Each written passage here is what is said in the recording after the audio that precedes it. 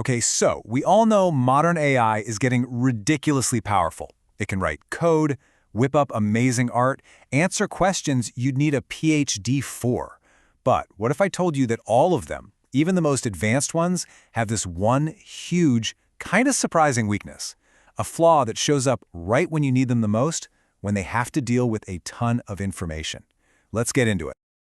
So check this out. This graph shows what happens when you give a top-tier AI a really long document to read. You'd think more information is better, right? Nope. Its performance just tanks. The more you feed it, the more overwhelmed it gets, and the worse its answers become. The researchers have the perfect name for this: context rot. Here's a super simple way to think about it. Imagine you ask an AI to write a book report. Giving it the whole book should be the best way to do it. But for today's models, it's the exact opposite. The longer the book, the worse the book report. It starts forgetting key details, missing the plot. The quality just completely falls off a cliff. So how have people tried to fix this? Well, the most obvious answer was, just build a bigger brain. The whole idea was to just keep increasing the AI's memory, what's called the context window. So it could basically just cram more and more information in there all at once. But this is where a new paper from MIT completely flips the script. The old approach, on the left, is all about brute force. Just stuff more data into memory. The new idea, though, is so much smarter. Instead of building a bigger brain, what if we just gave the brain better tools to explore the data? And that is the absolute core idea behind what they're calling a recursive language model, or RLM. Think of it like this. The old way forces an AI to memorize an entire library. It's impossible. The RLM approach, though, it gives the AI hands, a notepad, and a library card. It can walk into the library, browse the shelves, pull out one book, read a single chapter, take some notes, and then put it back. It treats information like a resource, not a memory test. So how on earth does this actually work? Well, the key, and this is brilliant, is to let the AI interact with all this information the same way a programmer would, by writing and running code. This diagram shows it perfectly. Instead of force-feeding a 10 million word document into the AI, the RLM gets a simple little programming environment. The whole document is just loaded up as a single variable. And now, the AI can write code to poke and prod at that variable. It can check how long it is, read the first few sentences, search for a keyword, you name it. And this is the real game changer. Because it can inspect the document with code, it gets to form a plan. It learns to think before it starts reading. It can strategize, figure out which parts are probably important, and which parts it can just ignore, just like a human researcher would. Now, what's so fascinating is that when you give AIs these kinds of tools, they start to develop their own intelligent strategies all on their own. The researchers saw three main patterns that just emerged. They called them filter, decompose, and stitch. Let's break those down. First up, it filters. You can actually see the code the AI wrote here. It's using what's basically a superpowered search command to scan through millions of words looking for just the keywords and phrases that are relevant to its task. It's automatically filtering out all the junk to find the important stuff. Second, it decomposes the problem. So once it finds a chunk of text that looks promising, it doesn't try to analyze it while keeping the whole giant document in its head. No way. Instead, it calls up a fresh mini AI to focus on just that one piece. It's like a manager breaking a huge project into smaller tasks and delegating them out. And finally, it stitches everything back together.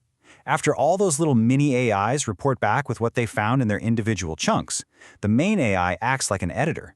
It gathers up all those smaller answers and assembles them into one single, coherent final response.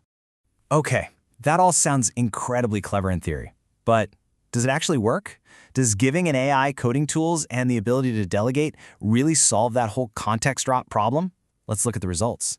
And here is the proof, plain as day.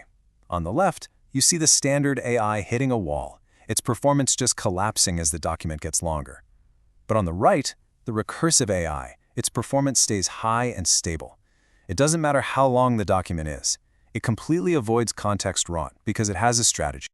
The researchers didn't just stop there, though.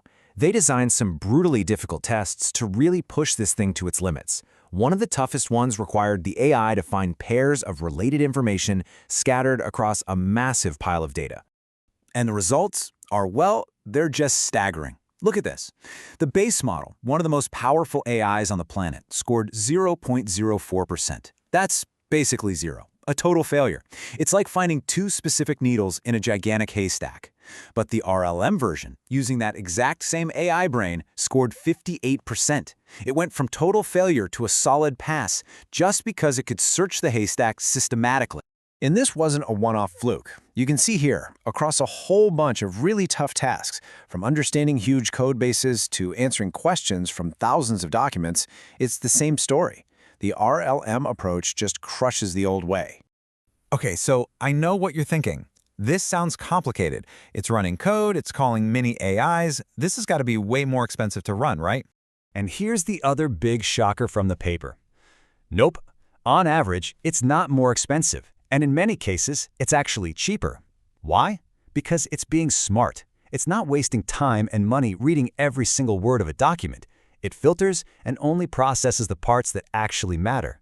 It's not just more capable, it's more efficient. So let's zoom out, because this brings us to the really big picture. This is more than just a clever trick to read long documents. This is pointing toward a whole new future for how AI systems can reason and solve problems. The kind of stuff this unlocks is just immense. We're talking about an AI that could do deep research across an entire library of scientific papers. An AI that could understand and debug a whole software codebase with millions of lines. It could analyze huge data sets without losing any details. This is the stuff of science fiction, and it's happening now. And the researchers themselves think this is just the beginning. They literally say they're excited for future AIs to be trained from the ground up to think this way. Imagine an AI that's built from day one to be strategic, to use tools, and to break down problems. This could be a whole new way to build AI. And that is the number one thing to take away from all this. This isn't just about giving an AI a bigger memory card. It's about giving it a fundamentally new way to think, to interact with the world, and to reason. It's a shift from just memorizing to actually exploring. Which leaves us with a pretty massive question, doesn't it? For the first time, we can see a real path to shattering the memory barrier that has always held AI back. So, what could an artificial intelligence actually achieve if its ability to process and connect information was truly limitless?